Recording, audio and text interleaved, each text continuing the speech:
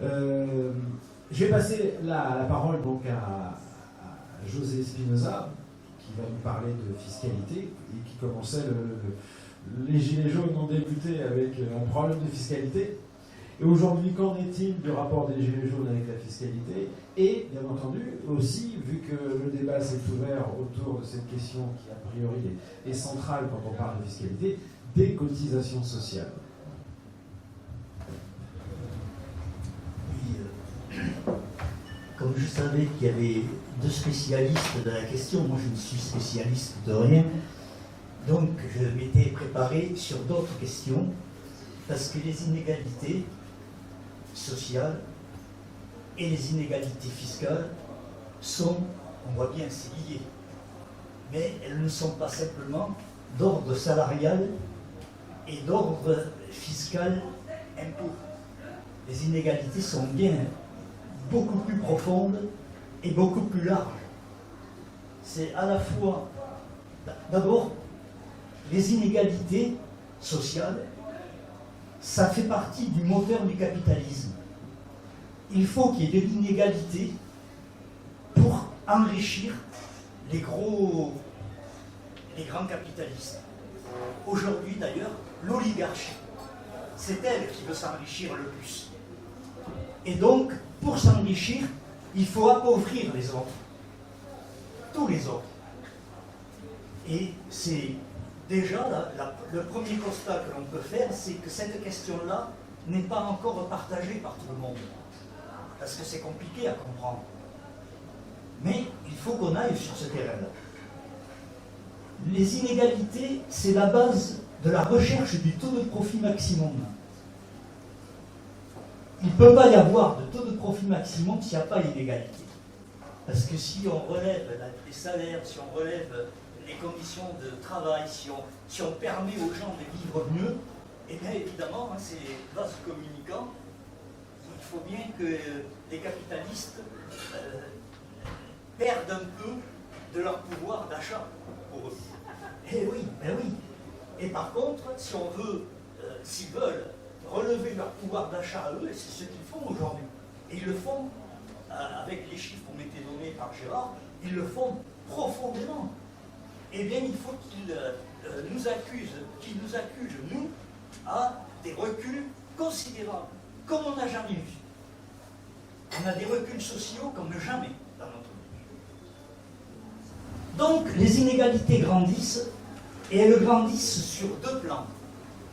En profondeur, et l'exemple des salaires est là pour le confirmer.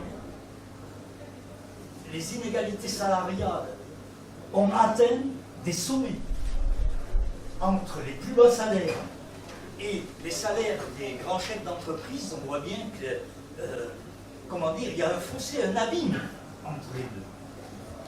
Mais il y a aussi une extension des inégalités. C'est-à-dire que nous sommes passés de l'inégalité fondamentale du salaire à des inégalités qui touchent à d'autres aspects de la vie et qui touchent d'autres corporations et d'autres secteurs sociaux qui ne sont pas forcément la classe ouvrière et les travailleurs salariés. Ça va bien au-delà. Et donc il faut aussi y avoir une réflexion et voir les choses. On ne peut plus parler des inégalités sociales et de leurs solutions comme on l'a fait il y a 40 ans. Il faudra réfléchir. Ça va demander un travail, mais il faut qu'on réfléchisse. Comment prendre en compte ces problèmes-là et qui sont finalement derrière des problèmes de financement qu'il faudra voir et qu'il faudra travailler. Donc, il y a ces inégalités-là. On assiste également aux inégalités qui se développent entre les pays dits riches et les pays dits pauvres. Là aussi, il y a un accroissement d'inégalités sur lesquelles nous aurons beaucoup à faire si demain on est au pouvoir, comme le disait Gérard. Il faudra donc avoir une politique internationale qui permette de faire que ces inégalités se réduisent dans l'intérêt réciproque de chacun. Et puis il y a les inégalités, je dirais, tout au long de notre vie, il y a des inégalités qui partent de la naissance. Selon que l'on est dans telle ou telle catégorie sociale, on va avoir des problèmes à surmonter. Et de l'autre côté, ça peut aller jusqu'à la mort. Là aussi, les inégalités sont fortes sur ces questions-là. Voilà, je voulais dire ça pour montrer que le problème des inégalités sociales et fiscales dépasse largement ce que quelquefois on nous exprime à la télé ou dans les journaux. Et effectivement, là, vous avez raison, le mouvement des Gilets jaunes a mis en avant, je dirais, le mouvement des Gilets jaunes a remis au cœur de l'actualité ces questions-là. Parce que je ne suis pas d'accord tout à fait avec l'idée que toutes les forces avaient abandonné le combat. Je crois que ce serait, comment dire, pas tout à fait juste. Le problème, c'est que nous avons été battus sur cette question. Tu parlais tout à l'heure des années 67, avec les premières attaques massives contre la sécurité sociale. Il y a eu des actions. On a même essayé, il y avait même eu un rapprochement entre la CGT et la CFDT sur ces questions-là. Mais on a été battus. Moi j'étais cheminot à l'époque et donc je sais que les manifestations que nous avons faites, qui étaient quand même importantes, mais pas suffisantes pour pouvoir les faire reculer. Et donc après, il y a toujours eu des gens qui ont, qui ont combattu sur ces questions, mais c'est vrai que c'est très minoritaire. Et là, je te rejoins, tu as raison, il faut qu'on remette tout ça au centre. Et donc le mouvement des Gilets jaunes est bien venu un peu à la rescousse, parce qu'il remet tout ça en discussion, et il faut donc formuler des propositions. Et aujourd'hui, il y a des propositions qui émanent des Gilets jaunes, mais qui sont quand même, sur les questions par exemple fiscales, bon, il y a de mettre l'ISF, de remettre l'ISF, d'accord, ok, mais ça ne répond pas totalement. Ce serait positif, parce que déjà on aurait 4,3 millions qui rentreraient de nouveau dans le circuit. Mais ça ne répondrait pas encore assez aux problèmes qui sont posés de financement de tous les aspects qui sont liés donc à la vie de ce que je disais tout à l'heure. Et la politique de Macron, alors je voulais dire aussi une idée, c'est que le fait que les Gilets jaunes soulèvent ces problèmes-là, les Gilets jaunes ou autres, parce qu'il y a des gens qui ne sont pas Gilets jaunes, mais qui se reconnaissent dans ces questions-là, ça crée en même temps des conditions de rassemblement de la population. Ce qui paraissait difficile pendant longtemps retrouve aujourd'hui des possibilités d'action qui sont nouvelles et qui sont, disons, qui peuvent fructifier assez rapidement. Et la politique de Macron, en France et en Europe, parce que c'est la même politique, en France et en Europe, la France suit les directives de la Commission européenne et réciproquement, il y a des fois, la France donne des idées à la Commission européenne, donc on voit bien qu'il y a là, il y a des passerelles qui sont très étroites. Et elles ont, dans tous les cas, cette politique-là a comme incidence, et ça chacun le sait ici, une destruction de la protection, des protections sociales. Une destruction des services publics. Et là, je ferai une petite parenthèse. Oui, en province, ça se ressent plus.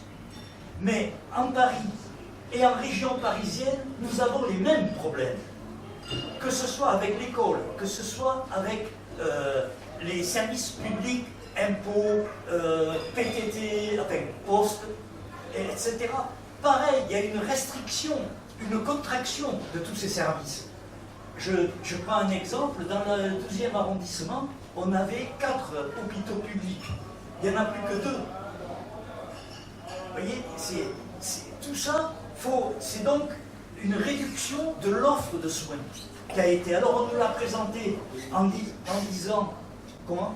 Oui, alors en disant, les urgences, vous voyez, il faut avoir des grandes urgences et tout, et on a supprimé toutes les urgences qui étaient nécessaires et souhaitables.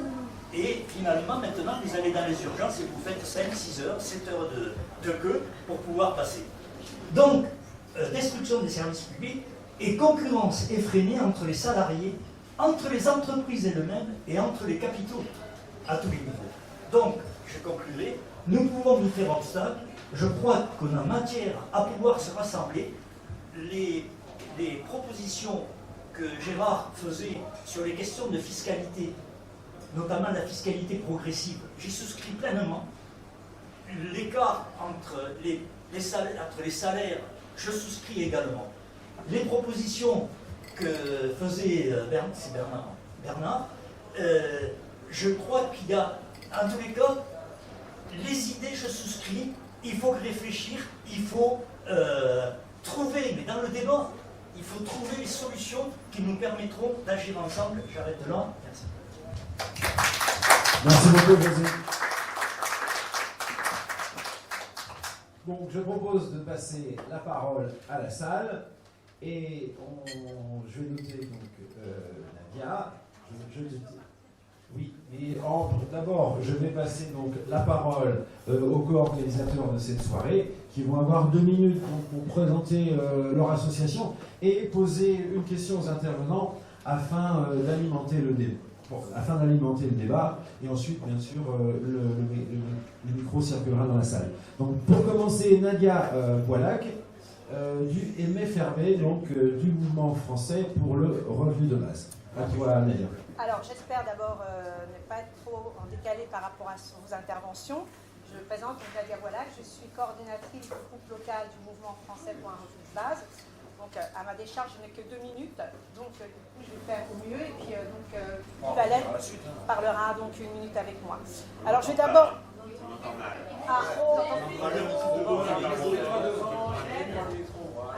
Parce que j'ai mon petit texte aussi qui me sert de pense-bête. Donc, je vais rappeler d'abord la Déclaration universelle des droits de l'homme, l'article 25. Toute personne a droit à un revenu suffisant pour assurer sa santé, son bien-être, notamment pour l'alimentation, le logement, les services de santé, les soins, les services sociaux et le logement. Ce droit, en fait, n'est pas respecté, tout simplement. Pourtant, nous sommes dans un pays comme la France, 6e puissance économique mondiale, et on voit des inégalités. Nous avons 8 800 000 personnes qui vivent en dessous du seuil de la pauvreté. Donc, il y a un problème de répartition des richesses, tout simplement. Enfin, ce qui n'est pas rien. Et nous militons au sein du MFRB donc, pour un revenu de base qui soit donc, individuel, inconditionnel, universel, versé de la naissance à la mort, et surtout qui ne soit pas en dessous du seuil de pauvreté. Alors je ne vais pas sembler, je vais peut-être sembler outrancière, mais je pense que chacun milite, comme j'ai pu le constater quand vous avez pris la parole, avec des convictions. Et ma conviction, c'est qu'un jour, le revenu de base sera instauré. Et il sera instauré parce que... Oui. J'ai déjà trop parlé ? Oui. Ah, bon d'accord.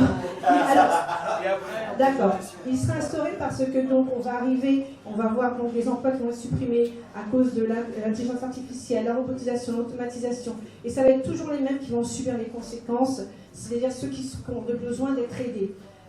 Et c'est pour ça qu'il faut absolument que ce revenu de base soit instauré. Et que de 2 choses en fait, qu'ils soient instaurés déjà avec un minimum et ensuite ils soient inscrits aussi dans la Constitution pour que personne ne puisse vivre avec un revenu en dessous du seuil de la pauvreté. Par contre, vigilance, il y a 2 types de revenus de base. Il y en a certains qui le défendent, tels que le revenu universel d'activité que présente le gouvernement et le nôtre, qui se veut, donc qui ne veut pas toucher aux acquis sociaux, qui ne veut pas toucher à la sécurité sociale. Le financement sera différent. Nous, on veut lutter donc contre l'évasion fiscale. L'impôt progressif, on fait vraiment en sorte que ce soit un revenu de base social et humaniste. Donc, vigilance. En tout cas, à Montreuil, nous militons et nous allons dans tous les quartiers pour populariser le revenu de base tel que nous les défendons. Merci. Merci Nadia. Une question. On va poser des questions aux intervenants. Voilà. Oui, bonjour. Guy Valette, donc du Mouvement français pour le revenu de base de Paris. Bon, je vais poser sous la forme d'une question. Donc face à une distribution des richesses qui fait la part belle à la rémunération du capital, aux dépens de celle du travail, face à une redistribution par l'État qui se veut curative, mais qui est injuste dans son financement par l'impôt et impuissante à éradiquer la pauvreté comme la précarité, ne pensez-vous pas que l'on pourrait étendre les prérogatives de la sécurité sociale, qui en plus d'assurer un accès gratuit aux soins et une retraite par répartition, assurerait aussi à chacun un revenu de base socialisé dans l'esprit de l'exposé des motifs des ordonnances de 1945, et là je cite, « En toutes circonstances, chacun disposera des moyens nécessaires pour assurer sa subsistance et celle de sa famille dans des conditions décentes. » Cette allocution universelle d'existence serait financée sur le principe de la solidarité grâce à la contribution progressive de tous en fonction de ses revenus et de son patrimoine, grâce aussi à une cotisation sur la rémunération du capital, dans le partage de la valeur ajoutée, le tout administré sur le budget de la sécurité sociale et non pas de l'État, j'insiste là-dessus. C'est le sens de notre combat au MFRB pour ce droit universel à une existence digne qui libère le travail de cette incertitude du lendemain dans un monde où l'emploi est de plus en plus incertain.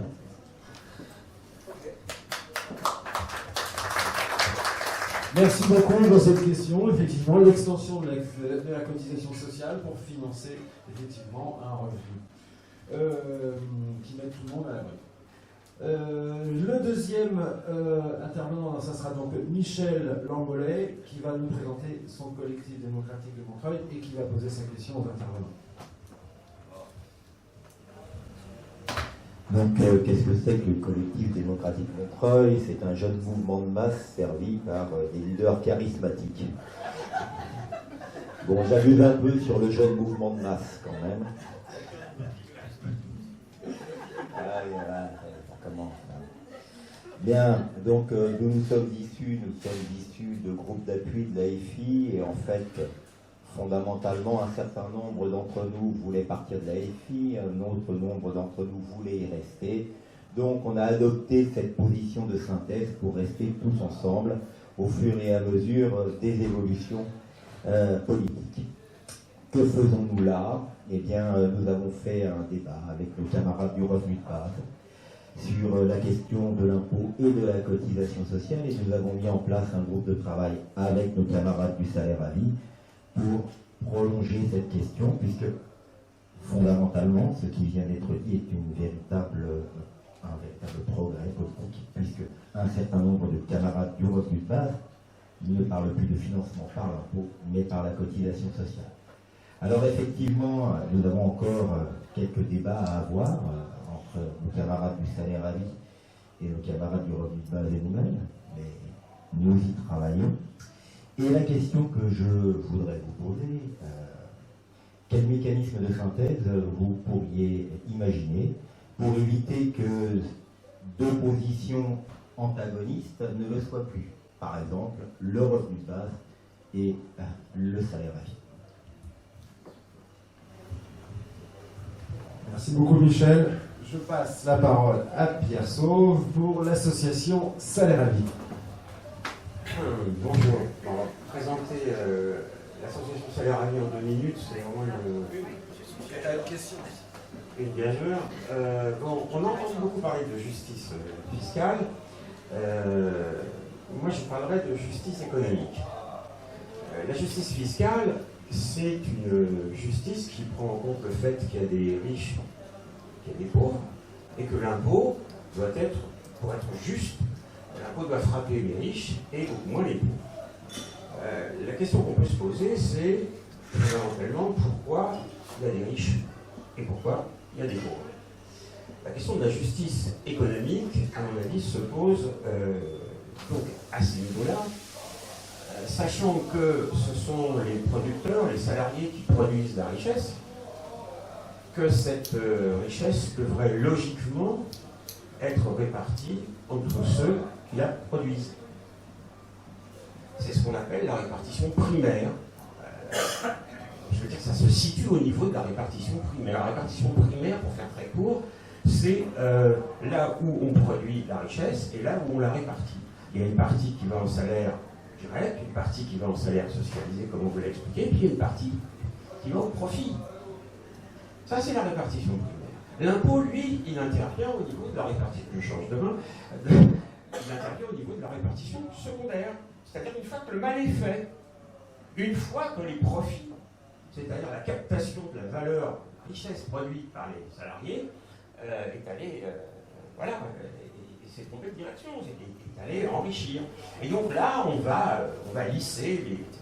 Donc, se battre pour la justice fiscale, pourquoi pas, enfin, attaquons, je pense, le problème à la racine. C'est la raison pour laquelle nous proposons, nous, c'est sur l'exemple de la cotisation sociale, issue de 45, 46. Ta question, Pierre. Ma question est toute simple, c'est que pensez-vous de ce que je viens de dire? Non, mais je C'est le jeu, oui. formule-le de manière... Oui, bah alors je termine ma phrase. L'extension du principe de la cotisation pour la cotisation pour l'investissement, la cotisation pour une caisse de gratuité, et puis une cotisation pour payer les salaires, pour que ce ne soit plus les entreprises qui payent les salaires, mais une caisse. Voilà donc une des pistes que nous développons, et bien évidemment le salaire à vie à 18 ans comme un droit politique. Donc la question c'est oui, pourquoi on s'arrête en route, hein, un petit peu dans ce que je viens d'entendre.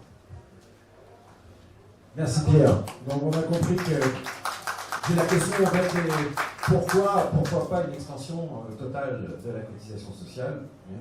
Pourquoi l'impôt en fait? Pourquoi on ne pourrait pas imaginer à un moment donné une substitution de l'impôt par la cotisation sociale? Ça pose la question de l'articulation effectivement impôt et sécurité sociale, et voire même de la légitimité de l'impôt dans nos sociétés, où la valeur viendrait directement à celui qui l'a produit.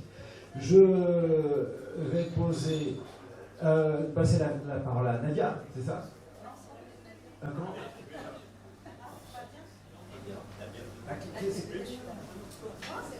Rébéa, pardon, excuse-moi Rébéa. Rébéa va poser une question, Rébéa. Peut-être viens à côté de l'estrade et je te passe le micro. Comme ça tu pourras. Voilà. Moi, je m'inscris dans ce que disait Pierre, c'est-à-dire faire en sorte que les richesses produites soient collectées sous forme, enfin qu'il y ait une cotisation qui soit prélevée sur les richesses produites par chaque entité, entreprise, indépendant, etc. Et dans une phase transitoire, moi je vois un peu les choses différemment parce qu'on voit bien que l'extension de la cotisation de façon vraiment très importante dans le contexte actuel, on n'est pas prêt parce qu'il y a un état d'esprit, voilà. Il y a encore il y a une culture à développer pour ça.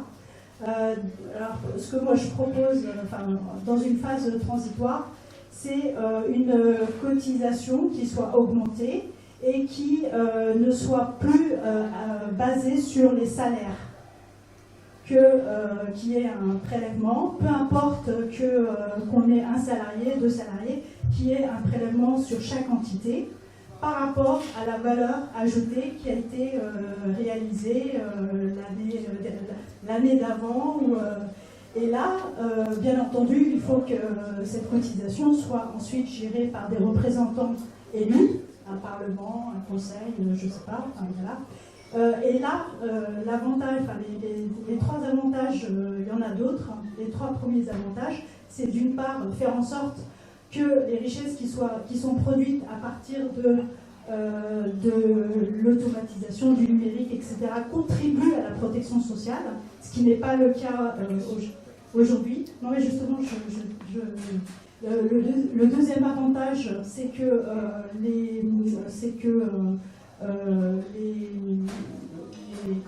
il n'y a plus de lien entre salaire et cotisation. Du coup, le chômage peut être drastiquement diminué, puisque qu'on ait un salarié ou deux ou trois, de toute façon, il y aura une cotisation qui sera prélevée sur la valeur ajoutée.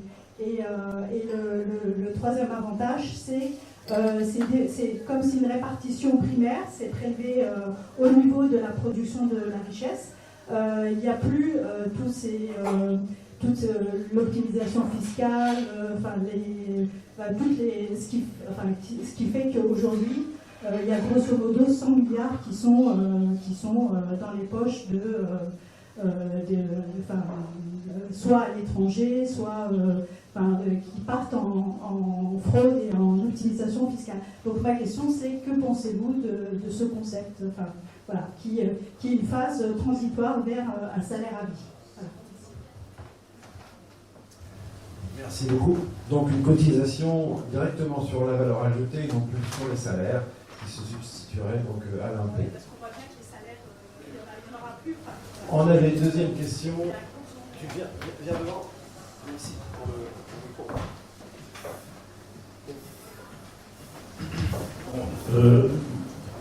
Moi, je voudrais poser une question simple au début, parce que je pense que vous êtes tous d'accord sur une chose, c'est que vous pensez qu'il faut supprimer la CSG, qui a été restaurée par Delors et quelques autres, parce que ça confond fausse cotisation et faux impôts. Au total, ça rapporte uniquement à la spéculation et à l'accumulation du capital. Si vous êtes tous d'accord pour dire qu'il faut supprimer la CSG et qu'elle ne doit pas servir de base à la question de la fiscalité à reconstruire, c'est déjà quelque chose d'intéressant. J'ai écouté, il me semble que vous êtes tous les trois d'accord sur ça. La seconde chose qui me pose problème, c'est comment on part sur ces histoires de cotisation dans la société. Est-ce que cette société produit assez de richesse pour donner une réponse au fait qu'il y a un chômage de masse, une précarisation de masse qui est à peu près insupportable s'il n'y avait pas une multiplication de statuts et de dispositifs pour faire en sorte que ça ne se voit pas. Quand on fait l'addition des divers dispositifs qui font des chômeurs à temps plein ou des chômeurs à temps partiel, on aboutit au fait qu'il y a 10 millions de personnes sur 28 millions de la population active qui sont dans une situation de précarisation.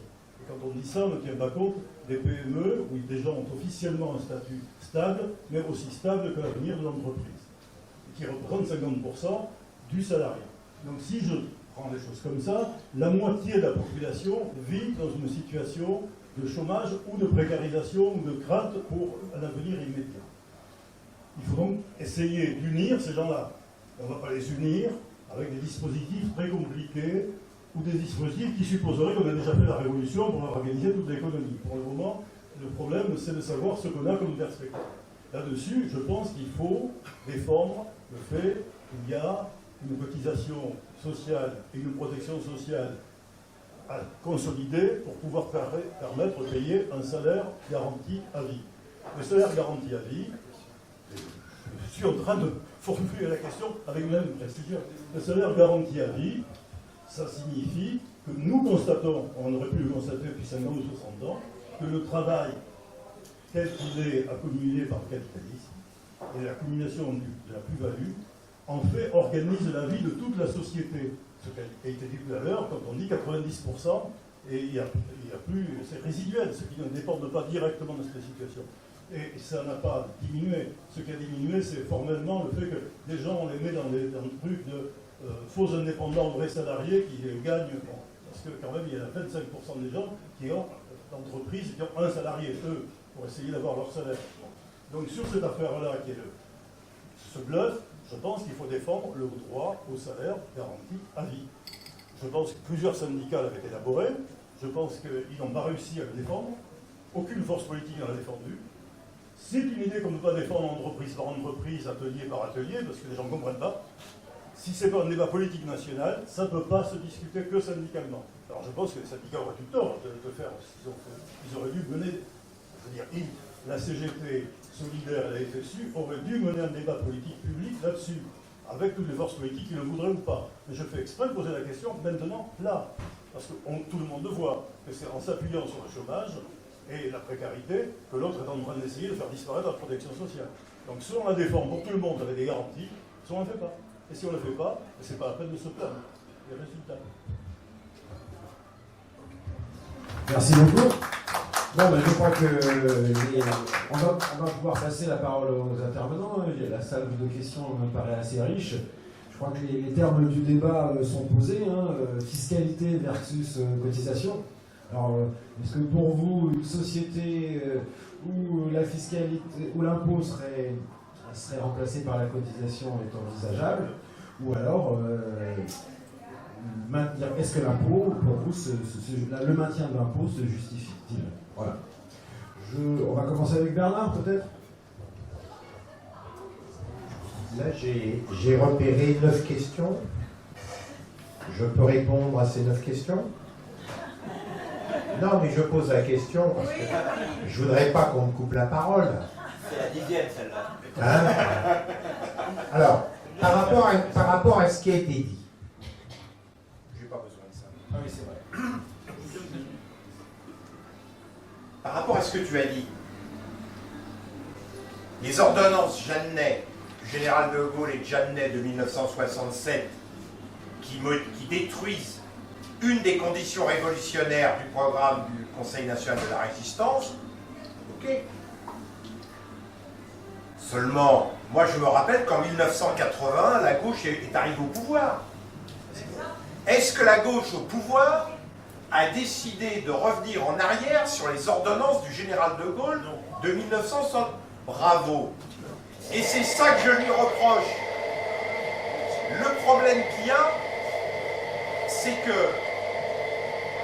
Alors, c'est vrai que le gouvernement de gauche a eu quelques difficultés, et à partir de 1983, ils ont changé de modèle, ils sont rentrés dans le modèle néolibéral. Et quand je dis qu'ils sont rentrés dans le modèle néolibéral, c'est pas simplement un parti de ce gouvernement. Parce que je rappelle qu'en janvier 1983, au journal officiel, ce gouvernement a lancé le forfait hospitalier. C'est-à-dire le non-remboursement à 100% des frais hospitaliers. Et je vous dirai tout à l'heure, je vous pose la question, qui est le ministre qui a signé dans le journal officiel le démarrage du forfait hospitalier en janvier 1983 et qui était ministre de la Santé? Voilà, je vous pose cette question pour vous montrer que la gauche est responsable du fait qu'elle n'est pas revenue sur les conditions révolutionnaires, je dirais, de 1944-45. Deuxièmement, j'ai entendu la France 6e pays, alors ça dépend comment on fait. Si par exemple on prend le PIB, on est 7e. Voilà, on était 6e il y a 2 ans, maintenant on est 7e, et l'une des raisons, c'est bien évidemment tout ce qu'on a dit, mais il y a aussi la désindustrialisation de la France qui a été un élément central de sa chute par rapport à des pays qui avaient beaucoup moins désindustrialisé, comme par exemple l'Allemagne, et les 2 pays qui ont dépassé la France, qui sont 2 grands pays asiatiques, eh bien eux se sont réindustrialisés. Voilà. Je passe. Alors sur le problème de l'article 25 dont tu parlais, moi je suis pour résoudre cet article 25 et de façon rapide. Mais ça ne justifie pas le revenu de base inconditionnel. Ça justifie qu'il n'y ait personne en dessous d'un certain seuil, par exemple, celui que tu disais, c'est-à-dire le seuil de pauvreté. Bon, moi je dirais qu'il faudrait que le seuil de pauvreté, le SMIC, se rapproche, plutôt que le seuil de pauvreté monte, et qu'il y a un moment, il y aurait un revenu dans lequel on ne peut pas être en dessous. Pour moi, c'est plutôt le SMIC. Voilà. Mais bon. Mais ça ne justifie pas, hein, parce qu'on peut régler ce problème-là sans le revenu de base, inconditionnel, etc., etc. Je dis ça tout simplement parce que ce qu'il faut, mais là, je n'ai pas le temps. Bon, moi, je suis économiste de formation. Donc moi, je sais qu'est-ce qui se passe quand on fait une injonction? Par exemple, ça dépend le montant qu'on donne à ce revenu de base, mais une injonction de 800 milliards d'euros entre maintenant et demain matin à 8h30, eh ben, je peux vous garantir qu'il y a des effets d'hyperinflation extrêmement rapides de ce point de vue-là. Et ça se discute. Dernier point, enfin pas dernier point, quatrième point, c'est, moi ce que je crois, c'est que aujourd'hui nous cherchons tous, il y a plusieurs façons de mener la bataille. Et chercher immédiatement, c'est-à-dire demain matin à 8h30, un accord entre des positions contradictoires, c'est peut-être un peu présomptueux. Voilà, je t'en remercie, tu m'as aidé. Parce que il y a des logiques. C'est-à-dire que on ne peut pas faire des moyennes ou des compromis entre des logiques différentes. Parce que sur le problème du revenu de base, hein, parce que le problème, moi j'ai bien entendu que tu dis, je ne veux pas toucher au problème de la protection sociale. Je te crois, ce que tu as envie de faire. Mais ce que je vois, moi, c'est aujourd'hui le projet néolibéral, c'est l'application du livre de Milton Friedman de 1962, Capitalisme et liberté, c'est-à-dire l'équivalent de l'impôt négatif, et effectivement de financer ce revenu de base par l'ensemble des prestations sociales. J'ai compris que ce n'est pas votre projet. Non, mais je fais bien la séparation.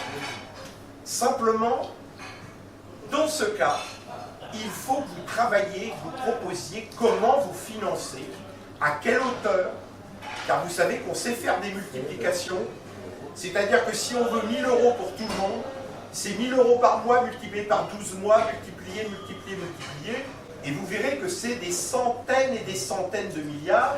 Et là, bon, donc c'est ça qu'il faut discuter. C'est pour ça que moi je trouve que par exemple ce que propose Michel Lambonet, c'est-à-dire d'avoir des débats, et pas simplement de dire, moi j'ai une idée, puis les autres c'est complètement nul. Hein, j'ai connu ça dans la gauche depuis les 20 dernières années, et toute la gauche s'écroule. Hein, c'est pas comme ça qu'on fait. Il faut discuter. Mais ce que je veux dire, c'est qu'il faut de la confrontation. Voilà.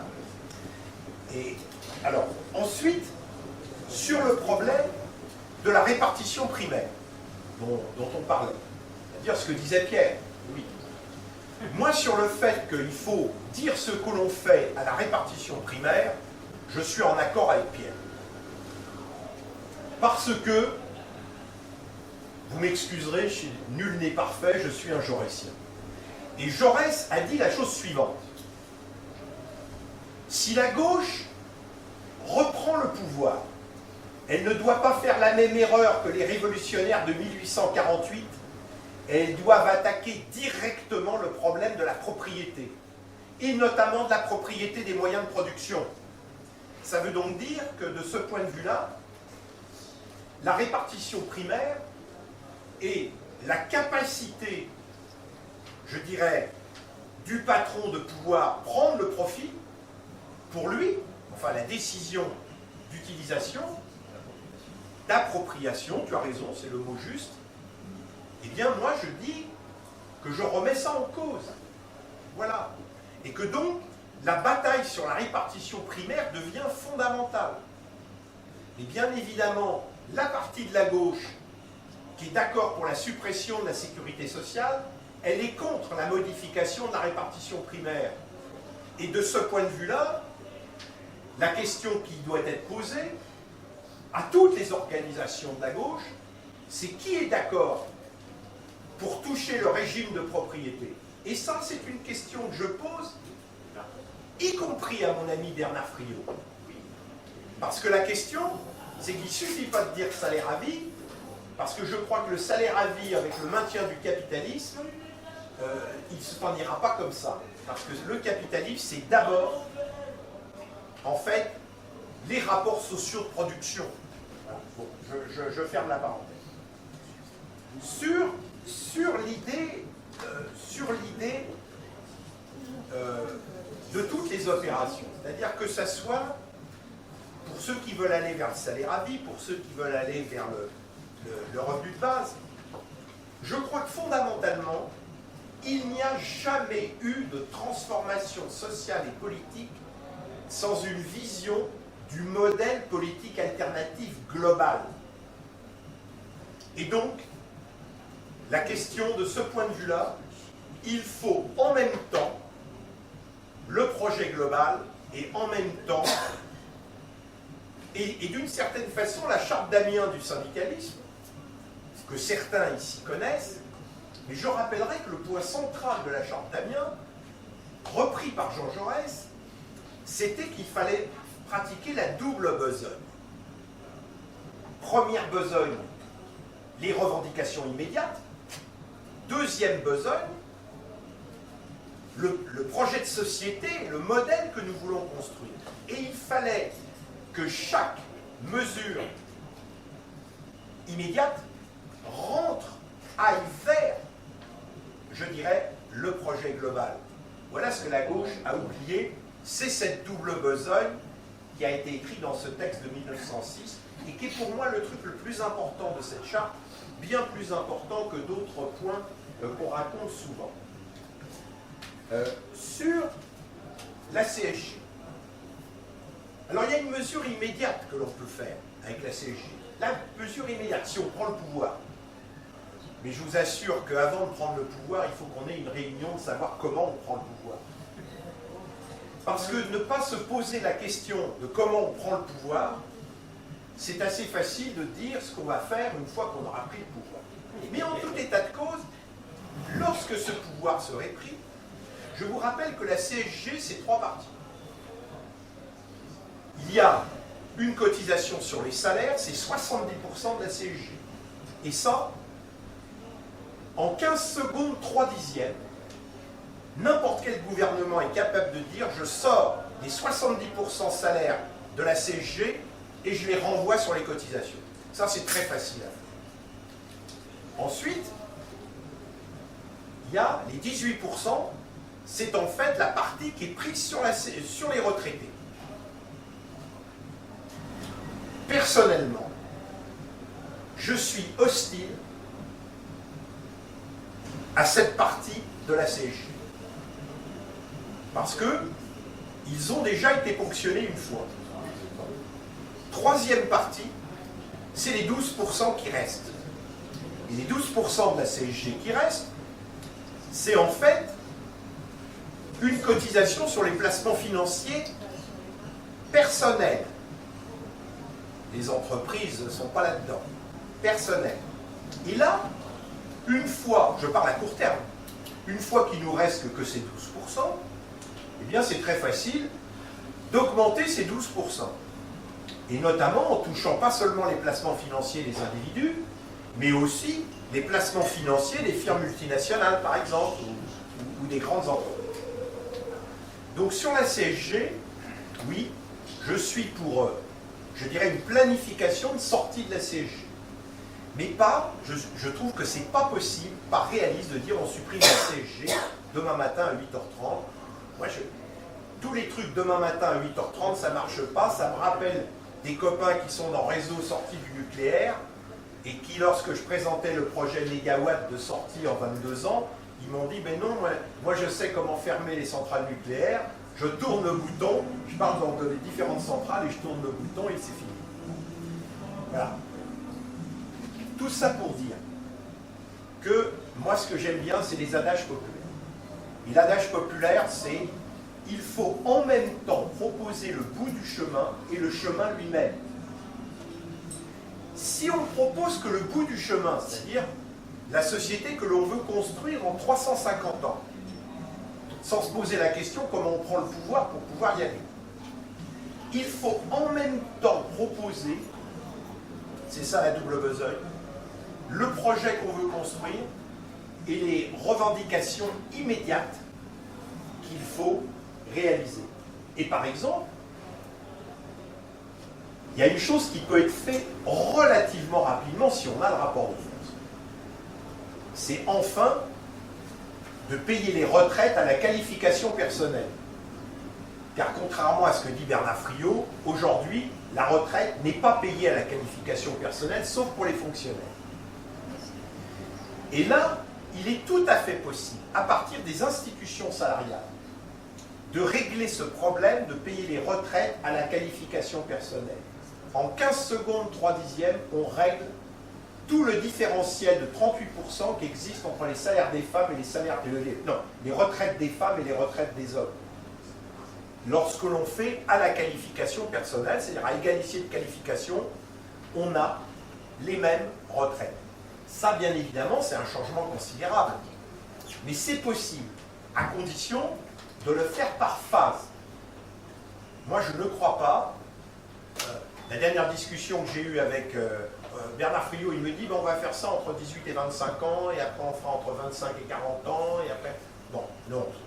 Déjà, la chose le plus facile, c'est la retraite. Et ce problème de la retraite à la qualification, c'est possible. En ce qui concerne le reste, moi, ce que je souhaite, c'est qu'on me présente le chemin pour y aller. Et si on ne me présente pas le chemin et seulement le bout du chemin, bon. Dernier point, 9e point, c'est le chômage. Donc, oui, la lutte contre le chômage doit être une lutte immédiate. Voilà. Simplement, la lutte contre le chômage, elle doit être pluridirectionnelle. C'est-à-dire qu'il n'y a pas un moyen de lutter contre le chômage. La première, c'est ce que j'ai dit tout à l'heure sur la sécurité sociale, son développement, etc. Permettre, par exemple, qu'il ne puisse pas y avoir d'expulsion locative parce qu'il y a une sécurité sociale du logement qui fonctionne comme les indemnités journalières de l'assurance maladie. Voilà. Et ça, on est en train d'y travailler avec la CNR. Et donc, la deuxième chose, c'est qu'il faut l'impôt progressif, donc ça, on n'y revient pas, puisqu'il semble qu'il y ait un accord, en tout cas, etc. Troisièmement, il faut la multiplication des services publics de proximité, c'est-à-dire faire l'inverse qui a été fait entre 1983, je dis bien ici, par tous les gouvernements, sans exception, à partir du 3e gouvernement Mauroy, parce que la rupture s'est faite entre le 2e et le 3e gouvernement Mauroy, à partir du 3e gouvernement Mauroy et toute la suite, on a commencé à restreindre les services publics et notamment de proximité, avec bien sûr une accélération dans la dernière période. Ensuite, bien sûr, il faut engager le changement de système qui, à mon avis, demande un changement de propriété sur la propriété et notamment des moyens de production. À la limite, c'est très facile, le logement qu'on a, on le déclare en propriété d'usage, bon, tout ça on sait faire. Mais je parle des moyens de production. Je pense personnellement que quelles que soient les décisions qu'on peut faire, genre doctrine sociale de l'Église, on prend aux riches pour donner aux pauvres par la charité, plus ou moins institutionnalisée. Bon, ça, je suppose qu'il y a un certain nombre de croyants qui croient à ça. Ils ont le droit de le croire. Moi, personnellement, je n'y crois pas. Je pense que la bataille, elle n'est pas entre les riches et les pauvres, comme dans la doctrine sociale de l'Église, elle est des exploités contre les exploiteurs. C'est ça, la véritable bataille. C'est la bataille sur les rapports sociaux de production. Alors, on va me dire que, voilà, on édite un petit bouquin sur le capital en toute simplicité, parce que c'est un auteur qui va revenir. Et si on ferme la porte, il rentrera par la fenêtre. Voilà. Et donc, dernier point, je pense effectivement qu'il y a des allocations monétaires, notamment pour ceux qui sont en dessous du seuil de pauvreté, qu'il faut régler de façon institutionnelle. Voilà. Et que de ce point de vue-là, je trouve qu'il ne faut pas simplement fermer la télévision quand vous avez un dirigeant d'extrême droite qui dit « c'est pas bien ce qui se passe à la porte de la chapelle », eh bien moi je crois qu'effectivement, ce qui se passe à la porte de la chapelle, ben moi ça me fait mal au cœur. Et donc, il faut régler ce problème-là. Tout le monde a le droit à un toit et tout le monde doit gagner le SMIC. Voilà. Et ça, c'est possible par une nouvelle répartition des richesses, si et seulement si il y a un changement du régime de propriété, je dirais, au niveau des rapports de production, et que là, si la gauche ne revient pas sur sa croyance qu'on peut laisser toutes les manettes au patron du CAC 40 et simplement on leur dira on va faire une meilleure répartition des richesses et que de la répartition des richesses 60-40 entre les salaires et les profits, on va revenir à 70-30 de 82 qu'il y avait en 1982, eh bien, je vais vous dire ce qui va se passer. Il va se passer très exactement ce qui s'est passé dans les années 30. Quand le patronat allemand a convoqué le responsable de la droite allemande et qui lui a dit à partir de demain matin 8h30, c'est l'alliance avec Hitler, où vous n'avez plus de soutien du patronat allemand. Et il y a eu un accord entre la droite et l'extrême droite allemande avec les suites que nous connaissons. Et moi je crois, j'en terminerai là puisqu'on a période électorale, que le fait de cette bataille factice qui existe entre Macron et le Rassemblement national, je crois que s'il y a intensification des luttes et intensification de la crise économique, eh bien je crois qu'à terme, eh bien ils s'allieront comme ça s'est passé en Allemagne à la suite de la crise de 1929. Il n'y a pas d'opposition entre Macron, il y a simplement aujourd'hui la détermination du patronat qui pense qu'il peut garder le pouvoir sans passer une alliance avec l'extrême droite. Et c'est pour cela qu'à mon avis, de ce point de vue-là, on a nécessité de mener une campagne, je dirais, une campagne pour la victoire de l'hégémonie culturelle et en même temps pour le rassemblement des forces sociales. Mais le rassemblement des forces sociales et politiques, ça commence à partir des couches populaires et des couches moyennes qui sont en prolétarisation. Voilà. Et de ce point de vue-là, si on ne règle pas par ce biais-là ce qui s'est passé avec le mouvement des Gilets jaunes, et si on ne parle qu'aux couches moyennes supérieures et aux couches moyennes qui sont insiders, comme on dit maintenant dans le langage anglais, eh bien je crois qu'on se trompe. Parce que ce qui a été dit tout à l'heure, qu'il y a une dizaine de millions de personnes qui vivent mal dans ce pays, eh bien ça c'est un problème qu'il faut régler rapidement. Merci.